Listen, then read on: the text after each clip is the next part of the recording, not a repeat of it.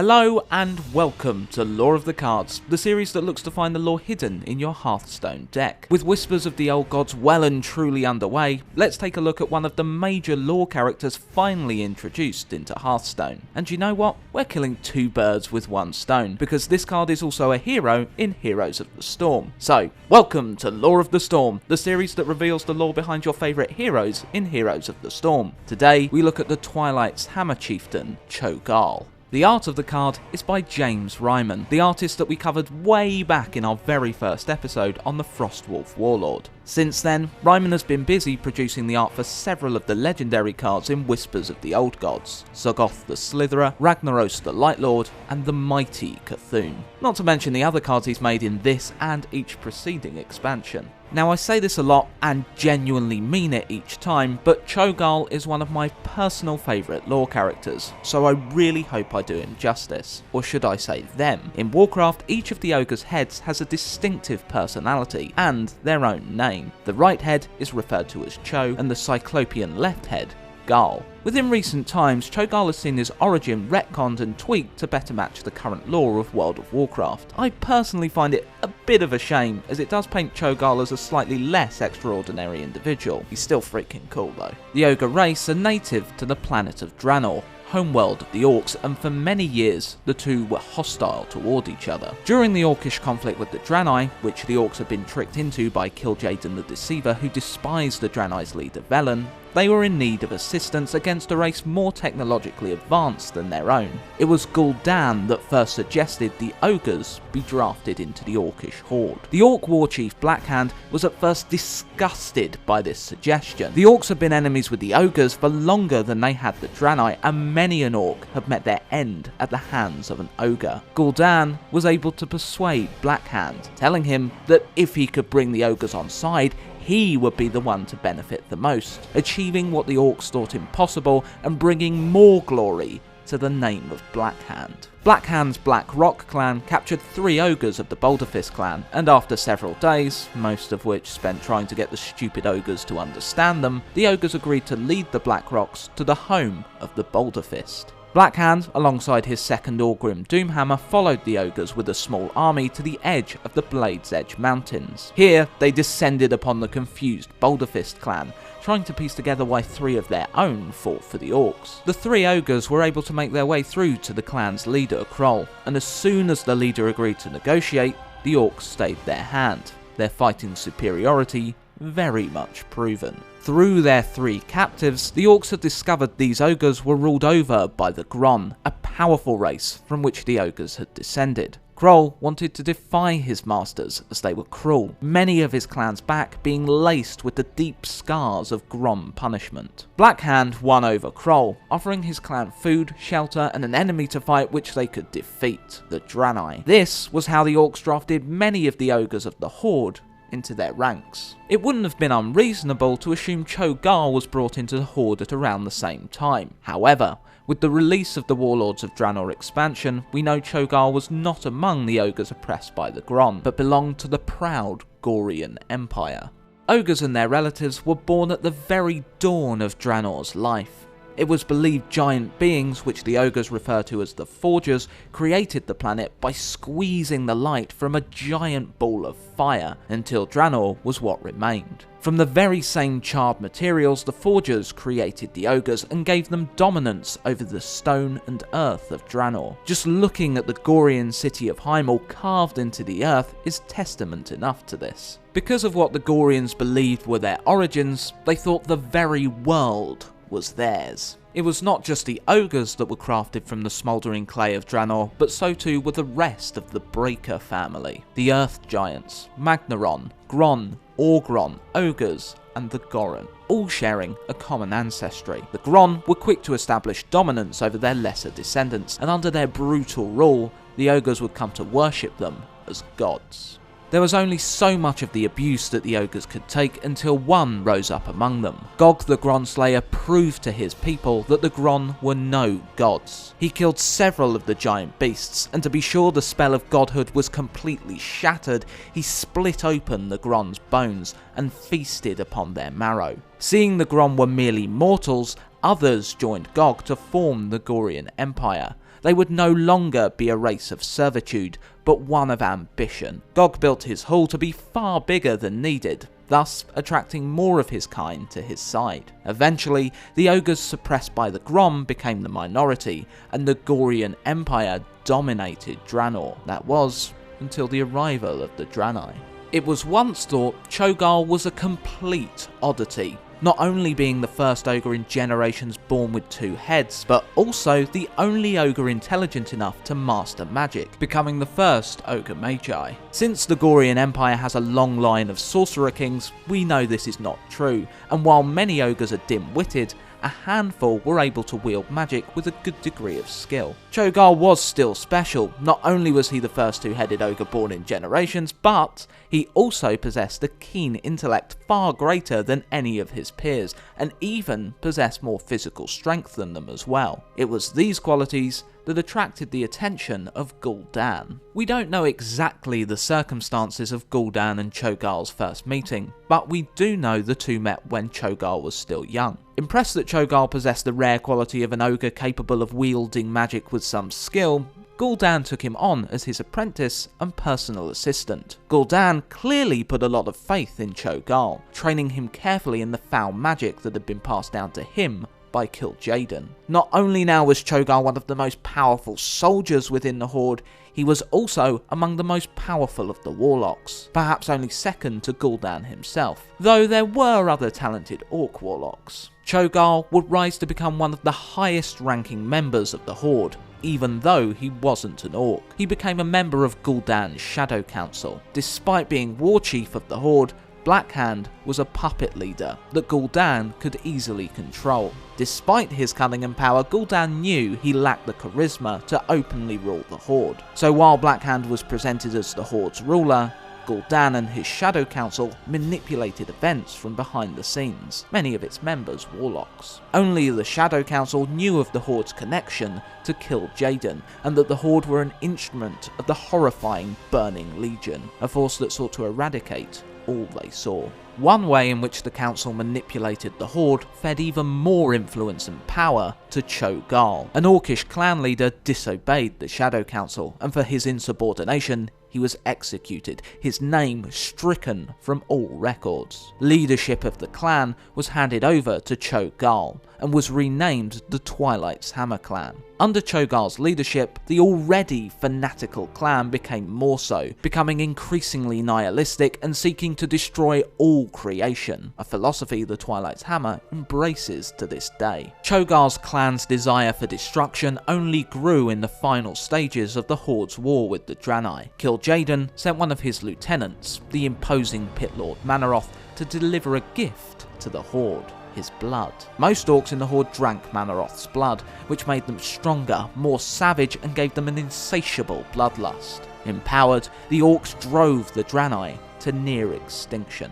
With the Draenei defeated, all Draenor fell under the Horde's influence. What happened of Cho'Gall's old empire isn't clear. The Gul'dan Empire may have been crushed beneath the might of the bloodthirsty Horde, or they may have been assimilated into it. Either way, the leaders among the Empire must have been slaughtered, as Cho'Gall was possibly the only ogre magi in the Horde at this time. While the world was now theirs, Draenor was only a husk of its former self. The foul magic taught by Kil'Jaeden drew upon and destroyed life energy in order to be cast. Draenor had been left near barren. The Orcish clans became desperate for resources, and to sate the bloodlust that still coursed through their veins, they ended up fighting amongst each other, clan against clan. That was until Gul'dan was contacted by the Guardian Medivh from a different planet entirely, called Azeroth. Medivh offered Gul'dan a new world for the orcs to conquer, but this did not concern the Warlock. However, upon hearing of a magical artifact that could increase Gul'dan's power beyond his wildest dreams, the Warlock mobilized the orcs to construct a portal that would connect Draenor and Azeroth. The orcs would be seeking a new world to claim as their own and settle upon. Gul'dan sought the Eye of Sargeras. Through the portal, the Horde would soon encounter their first obstacle toward claiming Azeroth as theirs, the human kingdom of Stormwind. Cho'Gall and the Bleeding Hollow chieftain Kil'Jaeden were selected to conduct the first siege upon the kingdom. While the humans were smaller than the orcs, they still proved to be tough and extremely resistant, resulting in the first siege ending in utter failure. Enraged by this embarrassment to his strength, Cho'Gall blamed Kil'Jaeden for the failure, who in turn blamed the ogre. The argument became so heated between the two that it threatened to tear the Horde apart before they had even really begun to invade Azeroth. Quickly taking command of the situation, Gul'dan once again instated Blackhand to act as the Horde's inspirational figurehead, while he and the Shadow Council operated behind the scenes. No doubt he had a few strong words for his second after his actions jeopardized his master's quest for power. Under Blackhand, the Horde united, and after a long struggle were able to best Stormwind, sacking the kingdom. Their inspirational king, Lane, unexpectedly assassinated. Lane's assassin was the half-orc Garona, who had genuinely befriended the king. However, she was a servant of Gul'dan. Garona was born because Gul'dan willed it, experimenting with interbreeding Orc and Draenei. Gul'dan magically aged and tortured the youth, implanting spells within her mind to make her obey if she chose not to. She became the personal assassin of the Shadow Council, and both Gul'dan and Cho'Gall knew the magic to control her. After a long period of free will, Garona had befriended several influential members of the Alliance and had even aided in killing Medivh for his crime of summoning the Orcs to Azeroth. But upon the Horde's final siege, she was ordered by the Council to kill Lane. She did so with a heavy heart, tears streaming down her face. She would later say she was driven to this act by a sudden impulse, likely the manipulative spells Gul'dan had buried within her mind. It may have been Cho'Gall that gave this order to Garona and spoke the words of power that forced her to kill Lane, as around this time Gul'dan was in a coma. Realising the Guardian Medivh was about to be murdered without revealing the location of the Eye of Sargeras to him, Gul'dan ransacked Medivh's mind while he fought his final struggle, desperate to find the Eye's location. Gul'dan was still present in Medivh's mind when he met his end, causing a psychic backlash that knocked the Orc out. After ensuring all humans that had resided in Stormwind were either dead or had fled, Cho'Gall returned to his unconscious master's side, watching over him for weeks. Gul'dan's breathing was so shallow at points that the ogre suspected his tutor may be dead. One day, Gul'dan awoke, Cho'Gall pleased to see his master return to the waking world, but he had some disturbing news to tell him. After Cho'Gall told Gul'dan that his puppet Blackhand had been murdered, he was cut short by Orcish warriors. Two dragged Gul'dan from his bed, while another two made sure Cho'Gall made no sudden moves to free his master. Whilst Gul'dan was unceremoniously dragged to a new location, Cho'Gall did his best to inform his day's master of the current situation. Blackhand and most of the Shadow Council had been killed, their location revealed by Garona, who had been mercilessly tortured. Only Gul'dan, Cho'Gall and a few lesser warlocks remained of the council which once ruled the Horde.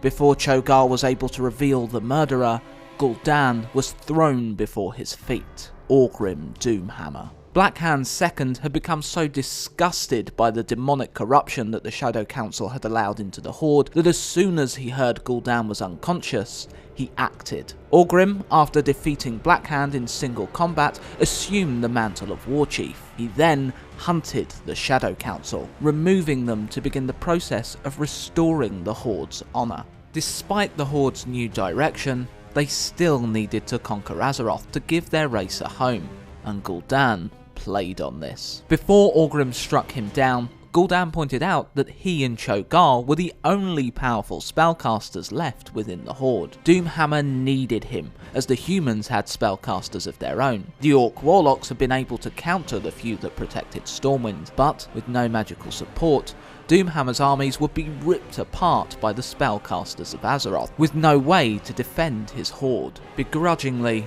Doomhammer conceded that Gul'dan was correct. The Orc Warlock further sweetened the deal by offering to create new spellcasters for the Horde. Doomhammer agreed to this, but made clear he would be closely watching Gul'dan, not trusting him for a second. Doomhammer gone, Gul'dan instructed Cho'Gall to gather the remaining warlocks. They would become Gul'dan's own clan, the Storm Reavers, backed by Cho'Gall's Twilight's Hammer clan.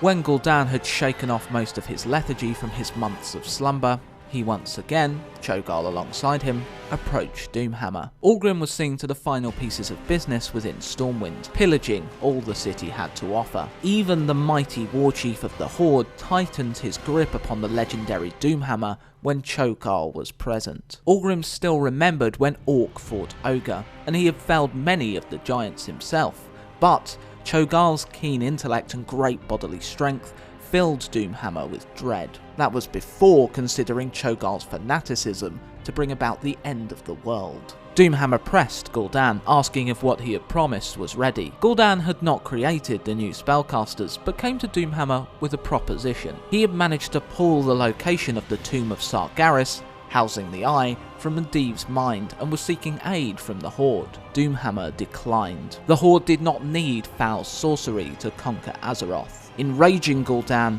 Doomhammer was quick to show why he now led the Horde, his imposing presence able to make the Warlock and his right hand's faces awash with fear. Gul'dan and Cho'Gall returned to their work, watching over the lesser necrolytes as they tried and repeatedly failed to create the soldiers Gul'dan had promised. Seeing others were unable to devise something, Gul'dan came up with his own plan and Cho'Gall would assist him. Leaving the necrolytes to work, Gul'dan told Cho'Gall the necrolytes have served their purpose. Now they shall have a new one, an even greater one. Gather our implements. We shall make a sacrifice. Cho'Gall and Gul'dan built an altar and invited the necrolytes to aid them in summoning back the fallen members of the Shadow Council, placing their souls within human corpses. With the souls in the corpses, they would not have the powers they once had in life. This is where the sacrifice came in. Gul'dan began a spell, Cho'Gall and the necrolytes adding their power to it. When the necrolytes were fully concentrated on the spell, Gul'dan and Cho'Gall stepped away. They killed each of the necrolytes and ripped their still beating hearts from their bodies. Cho'Gall performed this task on a majority of the necrolytes, tearing out their hearts and enveloping them in magic, turning them into solid gemstones, the souls of the victims still held within. These gemstones were forged into jeweled truncheons, and with Doomhammer present, Cho'Gall placed these truncheons into the hands of Stormwind soldier corpses. This animated the corpses, and the first Death Knights were born, rotting corpses that possessed the mighty and sinister magic that the Shadow Council were known to wield.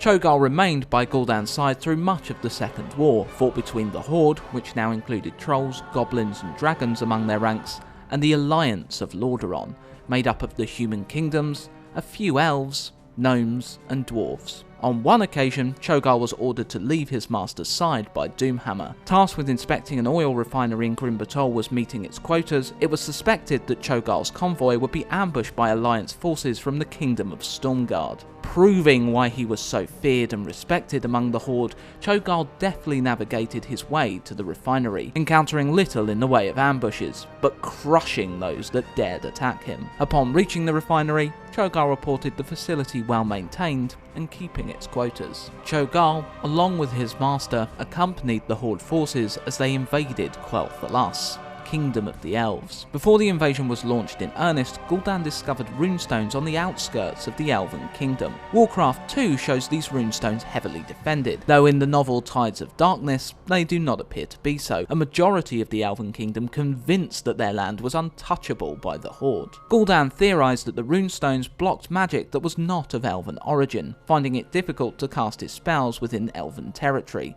but being fine when only moving 10 paces from the runestones. The Warlock formulated a plan, asking Doomhammer that he be able to use the runestones to empower his soldiers. Keen to crush the elves, Doomhammer allowed Gul'dan to do this. With Cho'Gall instructing an Ogre workforce, the stones were broken apart and used to construct the Altar of Storms. Cho'Gall once again proved how essential he was to Gul'dan. Without his ability to command the ogres and his own impressive strength, the altars would have taken a very long time to build. At Gul'dan's command, Cho'Gall hand-picked an ogre to stand at the centre of the Altar of Storms, as orcs were far too clever to risk their lives with magical experimentation. Using the stones as a conduit, Gul'dan and Cho'Gall channeled their powers into them, setting off a crackling display which was channeled into the lone ogre standing at the centre. When the smoke cleared, the ogre had grown larger, and like Cho'Gall, had sprouted a second head, towering above the rest of his kind, all except for Cho'Gall. Cho'Gall and Gul'dan had been able to manufacture an ogre magi, and as Gul'dan had begun the spell that led to its transformation, this new ogre magi had it imprinted within him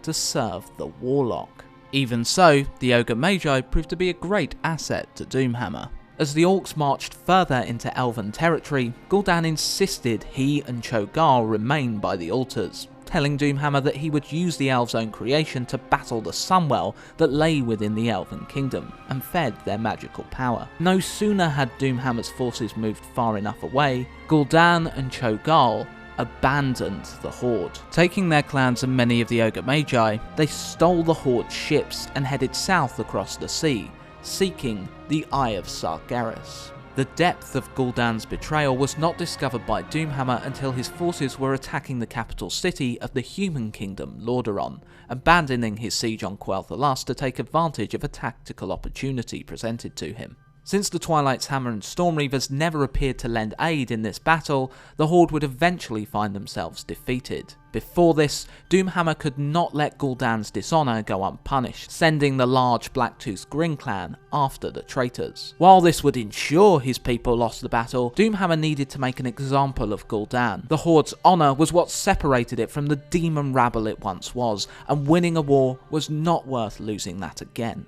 Gul'dan and Cho'Gall's ships came to a stop in the middle of the ocean, Gul'dan sensing the Eye's power. Combining their powers, Gul'dan, Cho'Gall and the Stormreaver Warlocks were able to bring islands that had long been buried beneath the sea to the surface, a grueling task that took many hours. No sooner had Gul'dan and his forces set foot upon the Broken Isles, Cho'Gall noticed the Horde ships sent to deal with them. Gul'dan made his way inside the Tomb of Sargeras, while Cho'Gall was instructed to guard the entrance with his Twilight's Hammer. A task Cho'Gall took on with pleasure. Bloodshed and violence were the tools his clan looked to bring about the end of the world with. The Blacktooth Grin easily outnumbered the Twilight's Hammer, but it did not make the battle any cleaner. The Twilight's Hammer tore into their enemies with ferocity and glee, until the air was clouded with blood and the waters upon the shore ran red. Despite their zeal, the Twilight's Hammer were bested by numbers, Cho'Gall himself falling to twin axes buried into his chest. But even with this, the ogre was still able to sever the right arm of his attacker before falling. I used to believe it was Rend and Main, leaders of the Blacktooth Grin, that felled Cho'Gall. Tides of Darkness appears to give the honour to a lesser orc warrior, unless that's been retconned of course. The Blacktooth Grin did not need to pursue Gul'dan, as from the depths of the tomb they heard the blood-curdling screams of death. It would later be discovered that Cho'Gall had not died that day on the Broken Isles. He had somehow survived and made his way to southern Kalimdor, creating a new base of operations within the Temple of Ahn'Qiraj. Once the prison of the old god Cthulhu, Cho'Gall now maintained vigil over the old god's broken husk after it had been defeated by adventurers. From this base of operation, Cho'Gall's Twilight cult would come to incorporate many different races: human, Forsaken, Night Elf, Tauren, and of course Orc and Ogre, among many more. One of Cho'Gall's acolytes, the Forsaken mage Stacia, had managed to lay her hands upon a scroll of prophecy. Within the pools of visions in the Tauren city Thunderbluff, she spoke the scroll's words and received the vision. She saw Garona, Kil'Jaeden, give birth, entrust her child to the undead mage Merrill, and saw that child grow, the son of the last guardian Medivh and Garona, Medan. A child with untapped power that could very well be the key to the end of the world the Hammer sought. Under instruction from Cho'Gall, members of the Twilight's Hammer attacked Medan and Merrill while they were out in the woods. Despite the power that lay dormant within the boy, he was not their target. Garona, who had watched her son from the shadows for years, came out of hiding, allowing Medan and Merrill to flee. When the two had fled the scene, words of power were spoken by Stacia, taught to her by Cho'Gall. Garona's deep mental programming caused her to freeze, unable to fight, and she was captured. Taken to Ahn'Qiraj, Garona was presented before Cho'Gall. He wanted Garona's skills as an assassin for a specific task. Cho'Gall later wished to use Medan's untapped power to further his goals, but now he needed Garona's specific skill set to pave the way for the resurrection of Cthulhu. Cho'Gall had been informed of a peace summit that was taking place between the leadership of the Alliance and Horde. Mesmerizing Garona, Cho'Gall gave her instructions. She would travel to where the meeting was taking place, Theramore, alongside other members of the Twilight's Hammer. There, she was to assassinate the leader of the Alliance, King Varian Rin, the son of Lane. She was also given secondary targets, Prince Anduin and the Horde warchief Thrall, but under no circumstances was Varian to live. Cho'Gall made sure to cover his tracks, instructing the mesmerized Garona that when she left Ahn'Qiraj, she would forget its existence and the cult members dwelling within. She would remember the choice to kill Varian as her own.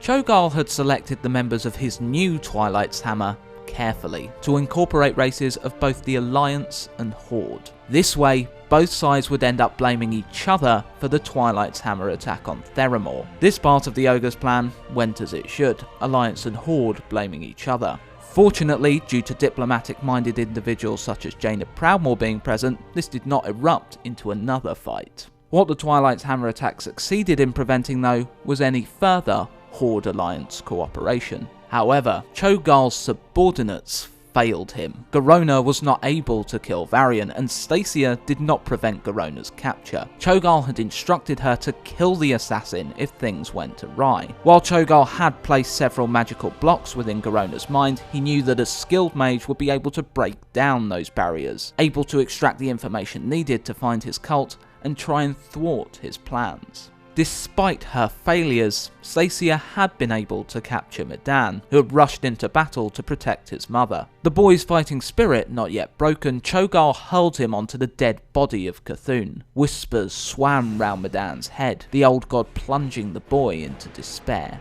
Impressed by Medan, Cho'Gall could see why the whispers of Cthulhu that permeated his own mind wished to use the boy. In the same moment, Cho'Gall was contacted by a spy who informed the cult leader that the Lich King, ruler of the undead Scourge, now assaulted the capitals of both the Alliance and Horde, Stormwind and Orgrimmar. Another event that the voice of Cthulhu had told Cho'Gall would take place, and with the two forces distracted, he would begin the process of resurrecting the old god. After days of trying to find the location of the Twilight's Hammer, Jaina was finally able to extract the information from Garona. No sooner had she rasped Ahn'Qiraj, Merrill and the Blood Elf Valyra Sanguinar teleported to the old god's prison and attacked the Twilight's Hammer. Stacia was one of the first to fall, as Valyra made her way to Cthulhu's chamber, while Merrill distracted the cultists. Valyra was able to cut Medan down from the corpse. As she and the boy exited, Merrill flew through the air before them, recently hit by a wave of powerful magic. Not an easy task, as Merrill was a mage with hundreds of years of experience under his belt. The attacker towered over Valyra, Cho'Gall, but the ogre had changed. Through his body, the power of the old god had manifested, deforming the ogre. Cho'Gall revelled in the maddening power of an old god, relishing the opportunity to bring the madness that flowed through him to the rest of Azeroth. Cho'Gall hungrily eyed Valyra, as within the elf he could sense a dormant demon, the Dreadlord Cathra Natir, who had been suppressed within Valyra's body. Looking to feed on the Dreadlord's demonic energy, Cho'Gall looked to coax the demon out of hiding. Valyra fought Cho'Gall, hoping to bide enough time for Medan and Merrill to recover and teleport out of Ahn'Qiraj. Cho'Gall smashed the elf into the temple walls with ease, dominating her in combat. Noticing Medan channeling shamanistic magic to heal Merrill, Cho'Gall turned to deal with him, but Valyra was able to hamstring the ogre. An injury that would have left most opponents unable to walk was nothing to Cho'Gall. Sinewy tentacles sprung from the wound to replace the flesh. Seeing no other option, Valyra allowed the demon to awake within her. The demon was able to make Cho'Gall's unfaltering offense stumble, but after absorbing even more of the old god's power, becoming even further deformed, Cho'Gall easily bested the demon. At least he would have, if Merrill had not been able to teleport them all away. The whispers of Cthulhu coursed through Cho'Gall's mind, demanding the ogre recapture Ma'dan and twist him into an instrument of the old god. Knowing Ma'dan would return to Theramore, Cho'Gall once again sent his cultists to attack, but this time with a servant of the old gods. Using the power gifted to him, Cho'Gall was able to summon a giant faceless one from the depths of the waters near Theramore to attack in unison with the hammer. The armour-plated Faceless seemed near impervious to attack, shrugging off all who tried to damage it, but Ma'dan, who had started to tap into his potential, summoned an almighty bolt of lightning down from the sky, crashing through the Faceless's armour and killing it with a single blow. When Cho'Gall's plan failed, Cthulhu struck the ogre with a wave of unimaginable pain. Unbelievably, Cho'Gall thanked his master for this, as despite his failure, his master had punished him, driving him to do better, and Cthulhu had not forsaken Cho'Gall. With Ma'dan's power awoken, Cho'Gall no longer cared if the boy lived or died, as if properly engineered, Cho'Gall would be able to use the energies created at the time of Ma'dan's death to resurrect Cthulhu. To do this, Cho'Gall needed to lure the boy back to Ahn'Qiraj. He did this by weakening the barrier between Azeroth and the elemental planes, allowing elementals to attack. The elementals had once served the old gods but were imprisoned by the Titanforged, created by the Titans that freed Azeroth from the oppressive rule of the hideous old gods. The elemental planes were realms of existence created by the Titanforged to stop the elementals running rampant across Azeroth. Cho'Gall was a madman that would not stop his chaotic rampage until he had plunged the world into chaos or been defeated.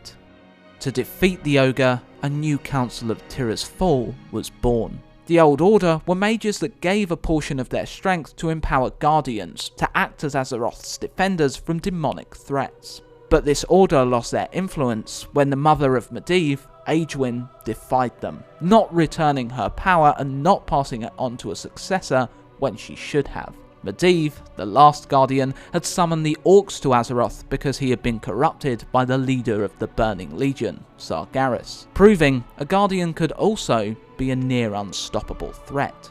To stop someone of Cho'Gall's awesome power, a new order needed to be formed. Due to Ma'dan's lineage, he was able to wield several types of magic. His father had used the arcane with great skill. Orcs had a deep connection to the school of shamanism, and the Draenei could call upon the power of the Holy Light. This meant the council needed to reflect Ma'dan's versatile skill set. Some of the greatest priests, paladins, mages, shaman and druids lending their powers to Ma'dan for the final conflict. Despite Ma'dan being gifted this power, the power gifted to Cho'Gall by the old god seemed to be greater, gaining the upper hand. However, Garona had been skulking around Ahn'Qiraj for some time, and had discovered the base of Atyesh within Cthulhu's corpse, the staff that had once belonged to Medivh. Ma'dan, with help from his allies in the midst of the conflict, was able to restore the staff. With this mighty weapon, he summoned a wave of force that threw Cho'Gall into a temple wall, causing the heavy stone to fall on and crush him. Just to give you an idea of how much power was needed to stop Cho'Gall, Ma'dan was aided by spellcasters that were the very best in each of their disciplines. These included Jaina,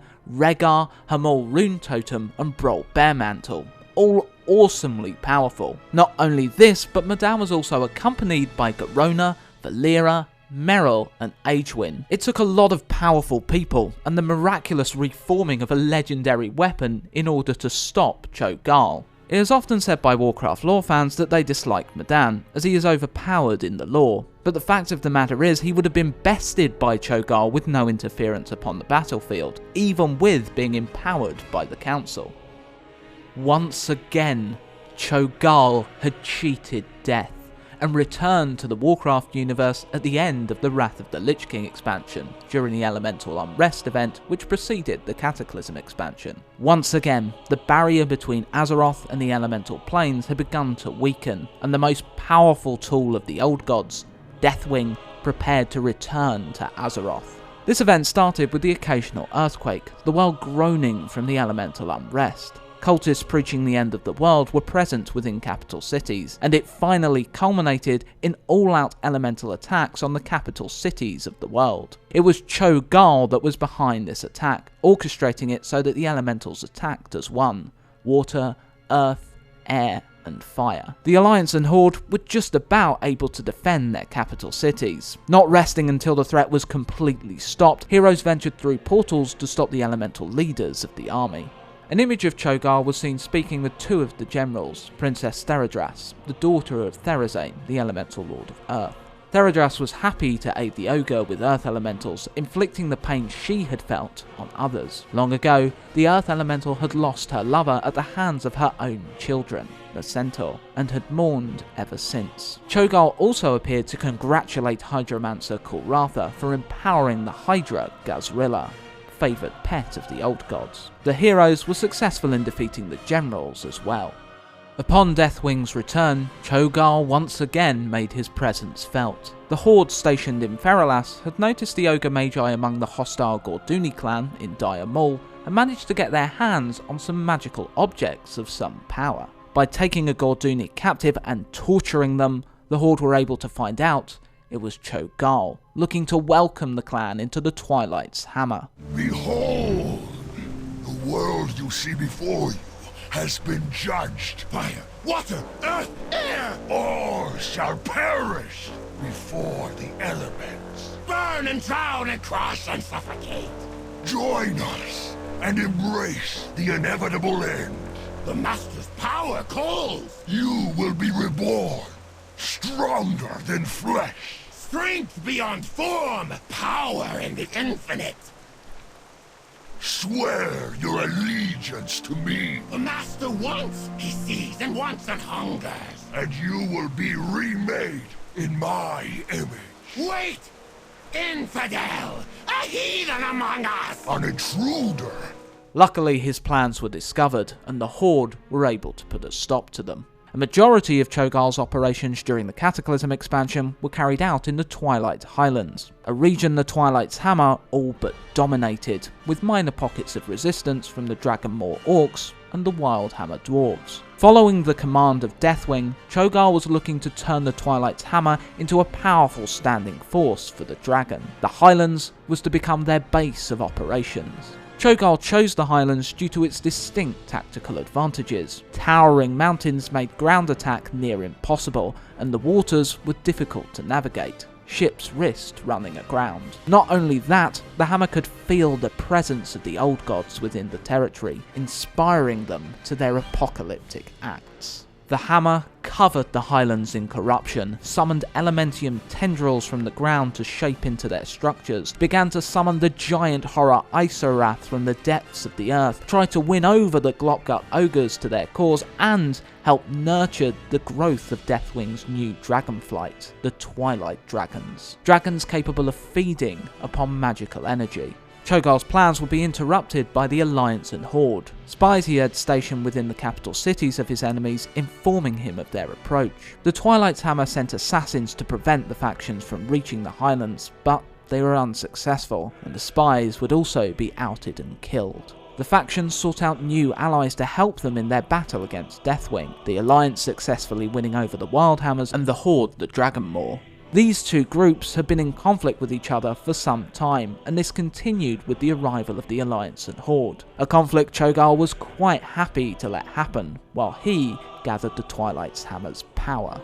Some kept their focus on the hammer though, most notably Garona, looking to avenge the torment Cho'Gall put her and her son through. Cho'Gall used magical orbs, known as Eyes of Twilight, to keep watch and order his troops. Members of the Alliance and Horde were able to obtain one each, and were able to look into the heart of Cho'Gall's lair.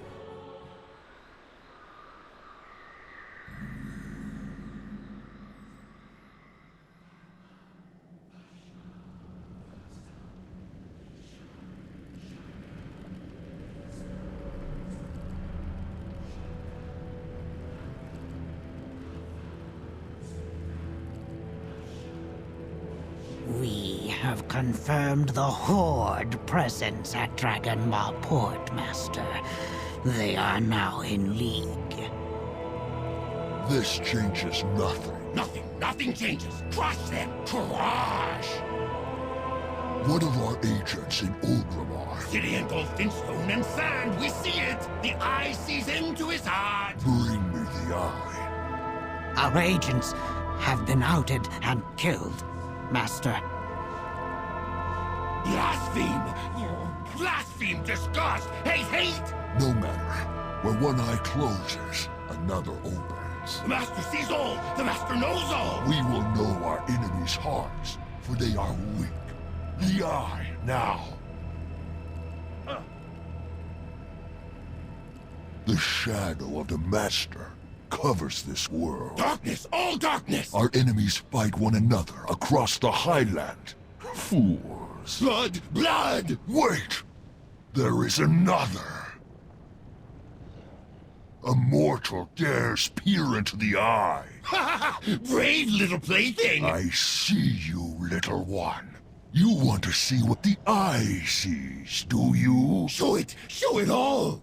Behold the chaos to come. Madness! Madness! Bliss! Do you like what you see, mortal?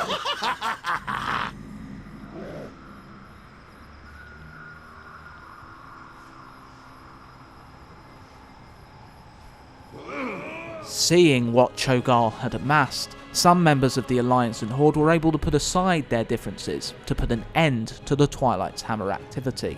Isorath's emergence was stopped, the Glopgut were turned against the Hammer, and two other factions joined the fight against the Twilight's Hammer, the Shaman of the Earthen Ring and members of the Red Dragonflight. Cho'Gall's army fought every one of these new foes, and while putting up an admirable fight, eventually the combined forces of the Alliance, Horde, Red Dragons, Earthen Ring, Wildhammer and Dragonmaw proved to be too much. They pushed into the heart of Cho'Gall's territory, but the Ogre was far from finished. While others fought the armies of the Hammer, Garona was able to gain access to Cho'Gall's Twilight Citadel, but when others came to join her, they got more than they bargained for.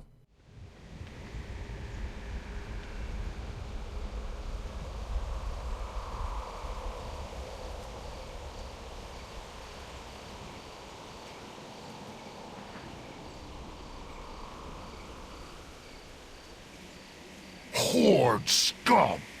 I was once like you. Our old master, small and hungry. You cling to your mortal shells, Bags of blood and bone and tears. trying to deny your insignificance. Finish it! Finish them all! Pathetic flesh!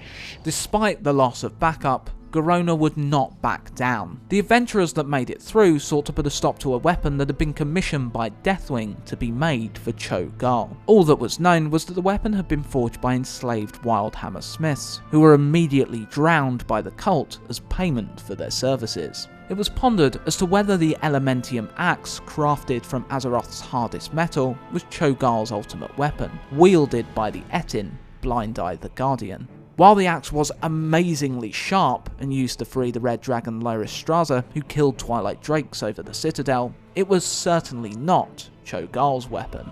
With aid from the Earthen Ring, adventurers were able to speak with the elementals of the lake in which the dwarves were drowned, Loch Verol.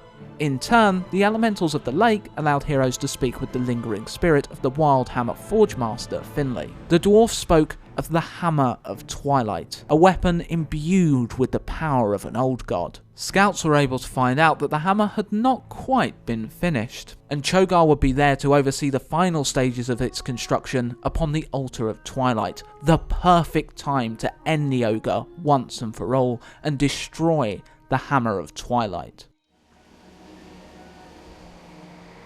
Back, vermin! Insects, weak and small. Look, mortal, upon the instrument of your undoing, The hammer! Hand of the gods below! forged of molten blood, Gift of the master! His gift! shaped upon the last altar of storm, the hammer of Twilight, The hammer of Twilight! commissioned by the aspect of death. It is the breaker of worlds. It is not yours to wield. Kill the intruders! Kill them all! What Deathwing has set in motion, No man can stop! no man, least of all you wretches. Show them their end!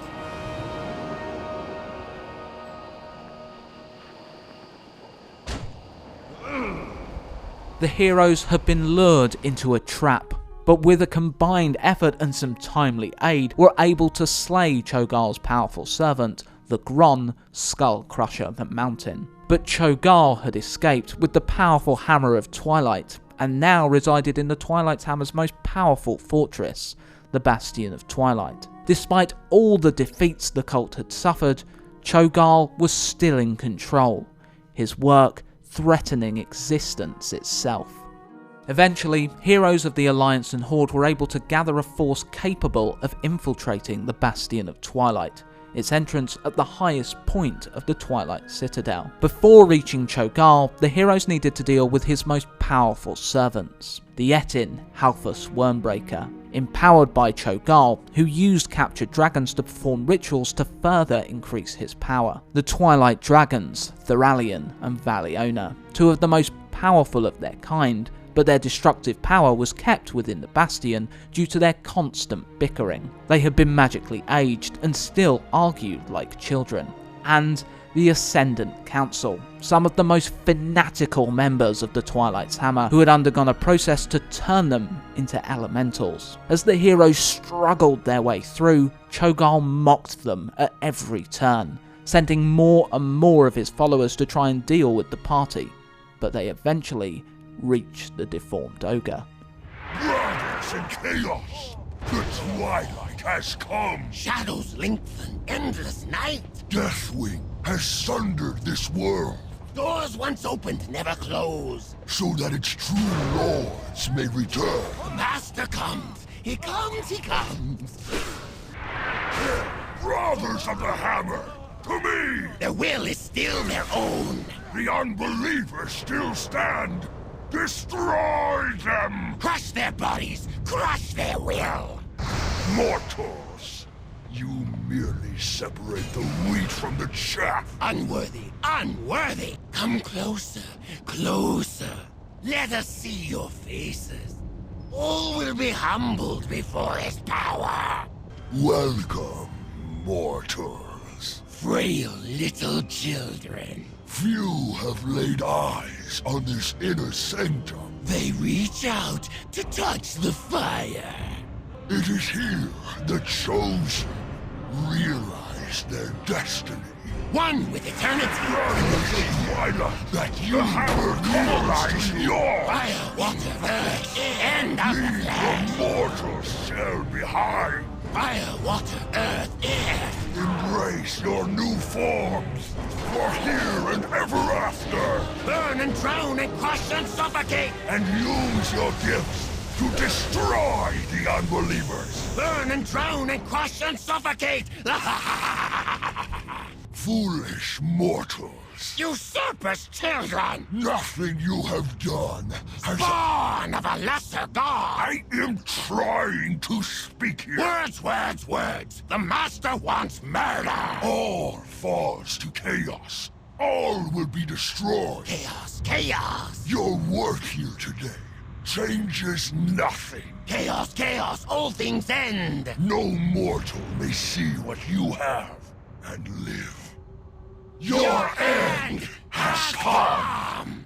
Cho'Gall possessed savage power, not only being able to summon the servants of the old gods, the Naraki, but he could create them. Using his shadow magic, Cho'Gall corrupted the blood of the adventurers that attacked him. This first caused pain, then uncontrollable vomiting that could hurt allies, then a growth that attacked all around it with the shadow, and finally transformation into a horrifying Naraki. Despite his great power, Cho'Gall was finally slain.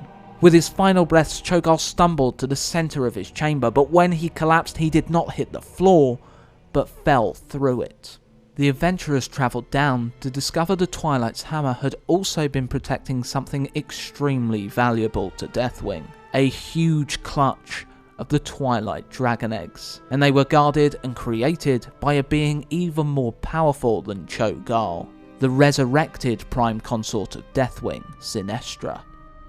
It was thought that with this death, Azeroth would never hear from Cho'Gall again, but when adventurers travelled to an alternate reality in which the orcs had not drank the demonic blood that corrupted them, Cho'Gall once again stood at the side of Gul'dan. What became known as the Iron Horde looked to invade the Azeroth of our reality, and to do that needed to construct a portal. Gul'dan had tried to convince the Iron Horde to consume the demon blood, but Garrosh Hellscream from our reality managed to convince the rest of the Horde not to, and to turn on Gul'dan. Garrosh had been defeated on Azeroth after making a mad bid for power, and now sought vengeance, using the Iron Horde to invade. Since the portal needed dark magic to function, Gul'dan and his two most powerful followers, Terengor and Cho'Gall, were held prisoner, their power siphoned to fuel the portal. After the Iron Horde's initial failed assault, the heroes of Azeroth, including Thrall,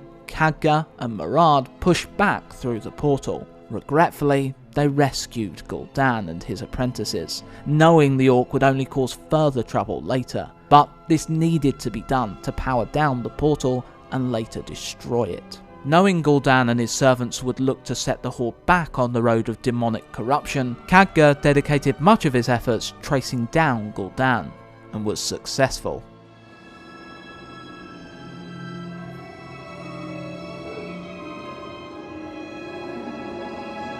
Rise, old friends. The time has come for the next step of my plan.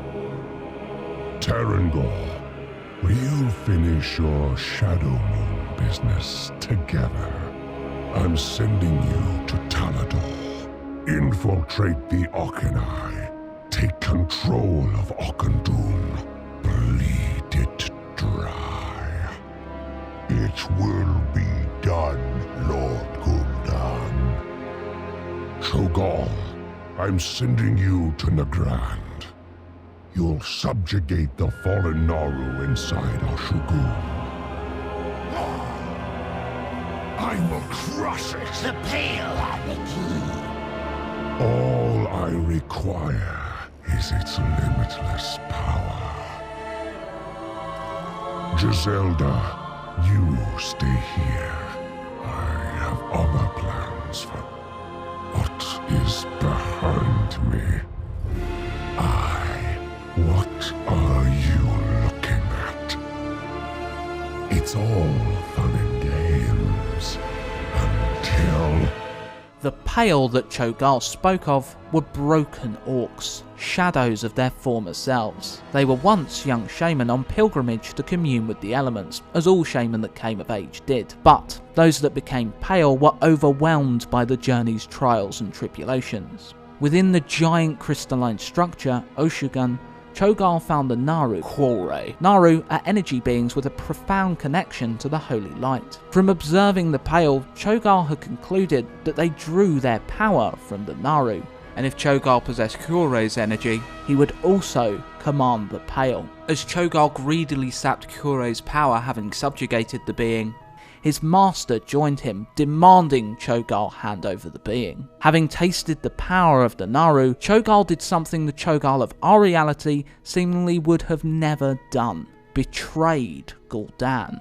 Cho'Gall fought off the Warlock and drained the rest of the Naru's power. With it, he intended to assault his old home of Heimel, using the Pale as his army. Cho'Gall desired the stones held by the Heimel king, Imperator Margok, artifacts of great magical power. Upon arrival, Cho'Gall was imprisoned. It was not long before adventurers ventured into Heimel, as the ogres had allied themselves with the Iron Horde, a necessity to ensure their survival. After the heroes defeated the orc chieftain Kargath Bladefist in a gladiatorial struggle, Cho'Gall chose this moment to break free of his holdings.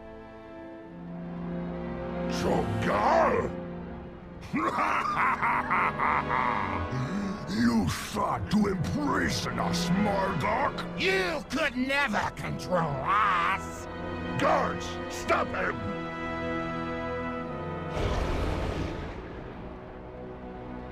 Destroy them all! Raise raze this city to the ground. The stones will be ours! All shall fall to darkness! Seal the gates! Protect the palace! Heimdall will never fall to the likes of you! Margok, who had been watching the contest, fled to his sanctum, while Cho'Gall's Pale swarmed Heimdall. Undeterred by Cho'Gall's escape, the heroes continued to press on through the city, looking to defeat the ogres and in turn weaken the Iron Horde. They made their way to Margok and fought him, but just before delivering the killing blow, the Imperator was engulfed by shadowy energy. Cho'Gall killed Margok and claimed the stone's power for himself. Now bristling with raw energy, Cho'Gall charged at the heroes, but this reality's Cho'Gall also fell in combat.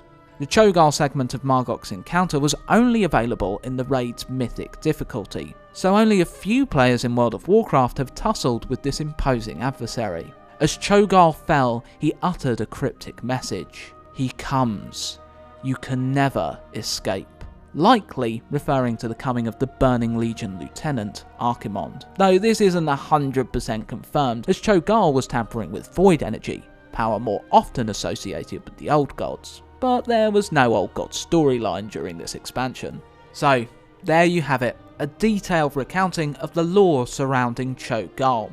His origins, his actions, his influence, and even the ogre's story in an alternate reality. I really hope you enjoyed this episode. As I stated before, Cho'Gall is one of my favourite characters, and I hope this episode went some way in explaining why, and why he's one of the characters selected for our own channel art. If you did enjoy, please remember to like, share and subscribe. It goes a long way to helping us out and helps the channel grow.